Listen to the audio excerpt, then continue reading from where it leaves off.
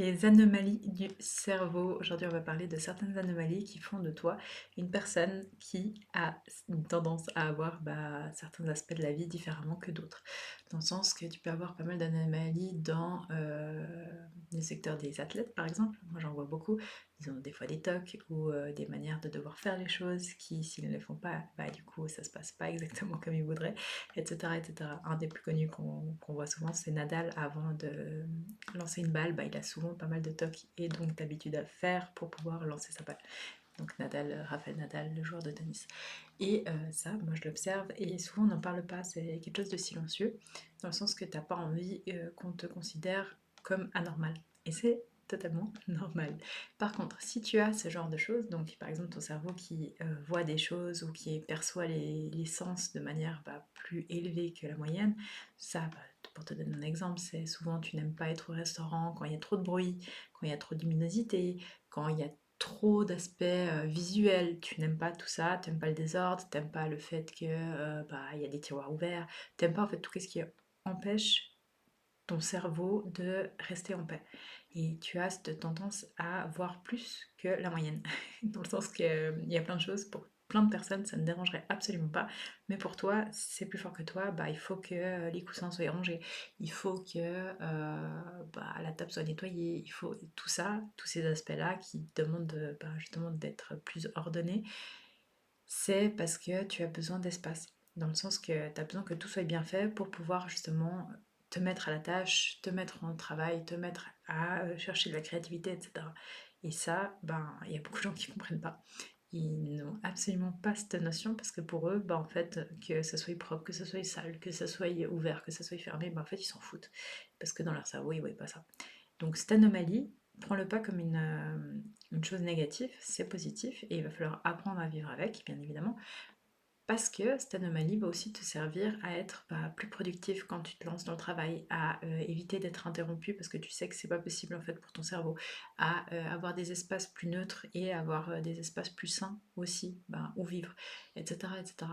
Et en fait, je pense qu'une des choses que tu peux faire au début, bien évidemment, c'est quand tu es tout seul, c'est plus facile parce que tu sais que ton environnement sera bien rangé, tu sais que du coup en fait tu as cette vision du futur qui est facile. Dans le sens que tu peux te lever le matin, pouf, tu peux te mettre au travail, c'est bon parce que tu n'auras aucune interaction avec d'autres choses. Alors que quand tu vis en colocation, quand tu vis avec quelqu'un, du coup c'est plus différent et tu vas devoir t'adapter et ça va demander plus d'énergie. Et après c'est à toi de savoir est-ce que tu arrives à lâcher prise ou pas, ou est-ce que tu arrives à faire comprendre à l'autre personne comment ton cerveau fonctionne pour que ça soit plus sain aussi pour toi. Parce que ça te prend de l'énergie et au final, quand tu crées des choses, quand tu es un entrepreneur ou une entrepreneuse, quand tu gères des équipes, en fait, tu as déjà peu d'énergie et en fait, tu pas envie de te prendre la tête avec ce genre de choses. Donc après, c'est des choses aussi à savoir comment ton cerveau fonctionne et ce que tu peux accepter, ce que tu n'acceptes pas. Par exemple, est-ce que dans ton bureau, tu peux avoir comme un espace fermé où tu peux t'enfermer dedans et rester tranquille sans que tu voyes justement la cuisine, sans que tu voyes d'autres aspects qui est les gens vivent dedans et du coup toi ça va te prendre de l'énergie, rien que le fait que quelqu'un t'interrompt dans ton élan créatif, en fait ça prend des heures et des heures à se remettre dans le flow. Et des fois en fait cette énergie qui t'a demandé à te mettre dans cet état de flow, donc cet état de créatif, etc., tu peux ne pas le récupérer ou alors beaucoup plus difficilement. Donc c'est des choses que tu vas éviter. Donc même si c'est le fait d'avoir un KGB comme bureau et puis d'être enfermé un peu à Aix-en-Moisy sans fenêtre et devoir te concentrer uniquement sur ton bureau, je comprends totalement. Et c'est des choses que tu devrais même pas t'excuser, dans le sens que c'est toi. Et c'est ok. Tu...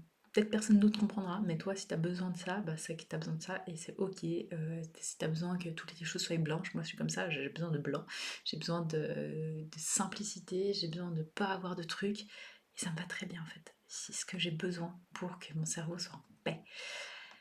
Donc voilà, des choses, tu peux pas changer les autres, bien évidemment, tu peux essayer d'expliquer pourquoi t'es comme t'es, mais je pense que une des choses les plus simples au monde, c'est de trouver des gens qui sont un peu bizarres comme toi, limite, voire plus maniaques que toi, voire plus dans la simplicité, peu importe ce que c'est, hein, parce qu'il y a des gens qui ont des tocs, par exemple, je sais pas moi, dans les athlètes que je connais, il y en a des, avant un combat, ils sont obligés de faire leur bandage d'une certaine manière, ils sont obligés, quand ils montent dans une voiture, d'aller où il y a la vitre, etc. Et puis, il y a plein de gens qui ne comprendront pas.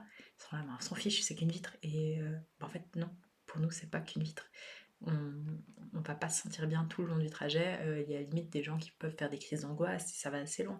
Et en fait, ça, bah, c'est mental, bien évidemment, mais c'est réel. Pour les gens qui ont ce genre d'anomalie, c'est réel pour nous. Ça veut dire qu'on a besoin que les choses soient faites d'une certaine manière pour qu'on puisse être apaisé, qu'on puisse avoir cette sécurité de pouvoir faire en fait sans être interrompu par notre propre cerveau et notre propre manière de penser.